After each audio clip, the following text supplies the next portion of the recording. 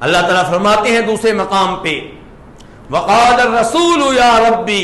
ان قوم اتخذوا هذا القرآن مہجورا،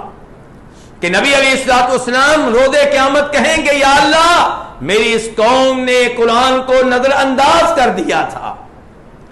جی ہاں، صرف قرآن کریم کو بوسے دے لینا کافی نہیں ہے، قرآن کریم کی کاپی خرید کے گھر میں رکھ لینا کافی نہیں ہے،